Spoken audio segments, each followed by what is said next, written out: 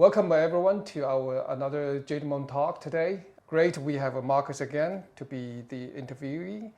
And so my question would be, you recently published more than 130 pages report on international school in China marketing. How did you find this topic interesting and why it matters? Well, this is quite easy. I'm a foreigner living in China. For me, for my family, I've got a little child who was starting school in Germany, so his first 4 years were in Germany. We're facing the challenge on how to school him here in China, so we had to look around. There was no chance for us to have him visit a local school as he was attending the school for 4 years in Germany, and he would be lacking the ability to read and write the Chinese characters that Chinese students would start learning from kindergarten. So we had to find a solution, and the solution was an international school in Tianjin, where I'm living. And I had quite some talks with the administration officer there about their challenges on finding new students. And that brought me to the idea, being a marketer, to look into marketing of international schools in China. Interesting. So how do you approach this study? Is there specific data-driven approach? I know that's what normally you do. Can you tell us a bit more this time? Myself coming from the SEO field especially, I was certainly looking into the websites first.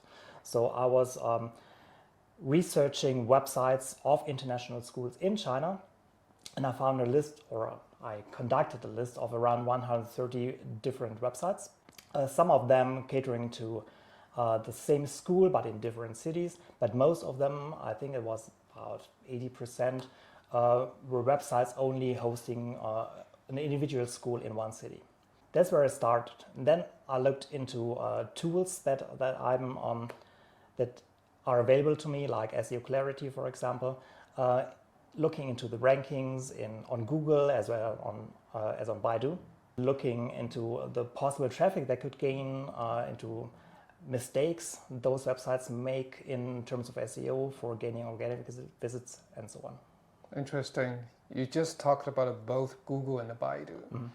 So why both? Yeah, you can probably imagine an international school in China probably tries to gain expat families as clients, just like the situation that I had, that their children are not used to Chinese characters. They wouldn't be able to keep up with the pace of learning there. Let's call them clients. Would be looking on search engines like Google. Right. But there are still other target groups of Chinese nationality families that might want to give their children the possibility to be in a Western educational system, maybe for learning fluent English and be able to study at international universities in America, UK, or wherever. That makes sense. So it is not about SEO only. No. As you mentioned, generally international school, China marketing. So you managed to extend over to social media. Yeah. So can you tell me more about that part? Yeah, of course. In social media, we've been looking into the Western part, only focusing on LinkedIn, as most of the families would be from expat families. So that means they're career-driven, being repositioned to China, or having searched their job to be in China. And most of these professionals would be interacting with each other or with other companies in a professional way on LinkedIn. So that was the social media platform for the Western part that we looked into. And since we're also looking into the Chinese audience, we certainly look at WeChat, the most important social media platform in China. We looked at Douyin, at Bilibili, at Weibo. So any insight or discovery you managed to find through all this? Let's start with the SEO aspect. Yeah, certainly. So let's start with some summary first, maybe. Okay. Like When we're looking at 130 different websites for these international schools, they averaged in around 250 monthly visitors, looking at tool data from SEO Clarity, where we're looking at the most common rankings on Google and on Baidu and combining the possible visitors there. 250 per Yeah. month. Yeah. That's probably the existing parents' number. That could be the existing parents' number, yeah, but it could also be that some of those schools just reach really enormous amount of traffic, while other schools don't reach anything. That's the nature of SEO, that some websites will be optimized, others not. Okay, that sounds a lot of room they can improve. We just talked about the traffic and that some websites are more visible than other websites. Yeah.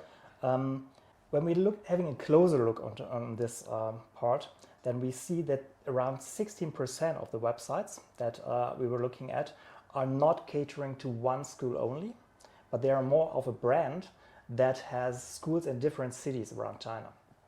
That means that those kinds of websites often have more content, they have more people looking at them, they have more partners that might be linking to them, which makes these kind of websites usually much stronger than websites of individual schools.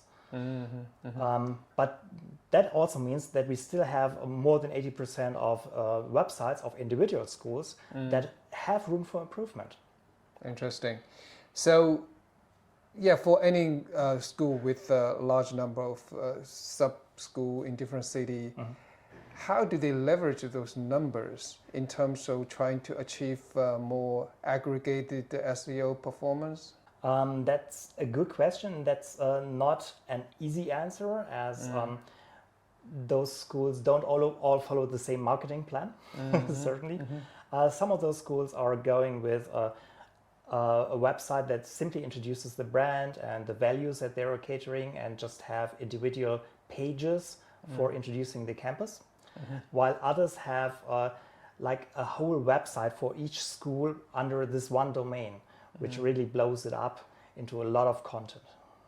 So are they doing the location with a subdomain, or they're more go for a folder? I mean, obviously, we know that Google somehow treat the subdomain as a separate website, so it's not suggested to go with subdomain. How do they do that in China? Well, most of these managers that are responsible for these websites seem to follow the Google way, so they're going with the folder structure. Not sure if they intentionally do this for Google or if this is just easier for them to manage. Right, interesting. So we know international school, even they say they're international school, but some of them could be just with bilingual, meaning they have English and Chinese in their curriculum. How many out of these 130 schools you investigated, they are real international or they are quasi-international? I certainly cannot say for sure, but I tend to believe that those schools that are rather Chinese schools with just an English or extended English language education plan would rather be targeting Chinese users, Chinese families. And I found that around 9% of those 130 pages or websites that I looked at were in Chinese language only. So we could eventually guess that those 9% might be such kind of schools that you're referring to. But there's also another 17% that are only pushing their content out in English language. That means they only have the chance to reach foreigners and expat families, neglecting these Chinese families that might still have the ambition to send their children to a real international school. Interesting. So that's somehow look to me like a low-hanging fruits. If they can add another language on top of what they have, they can easily improve their SEO performance. Yeah, that's easily, sure. When we're talking about Baidu SEO, nothing is easy. Sure. Yes, this would be the first step they should be going and looking into, then analyzing the SERPs for definitely looking into the competitors within the same city. I mean, here we're looking at 130 websites around China, but it's always those schools in your own city that you're really competing with. Got it. Is there any other low-hanging fruits you managed to find? Yeah, definitely. We've got around 6%, I think it is, of websites that don't even have SSL, which means they are not serving their websites in a secured format, which is standard today and should be there just protect the visitors. Yeah. And that's something that both search engines, Baidu and as well as Google, pay attention to. So this is definitely a low-hanging fruit. Yeah. Another low-hanging fruit is that quite a number of websites, I don't really recall the number, I think it was around 30 to 50%. I would have to look it up, or you can look it up in the study. Of websites are not reachable if you just type in the domain, like myschool.com. This would just show an error page because they're missing to forward these kind of visitors to the real website, which is often under www.myschool.com. That's nearly SEO 101. Yeah, definitely. Okay. We can certainly say these schools don't have an SEO manager. Well, it looks like there's a lot of room they can improve.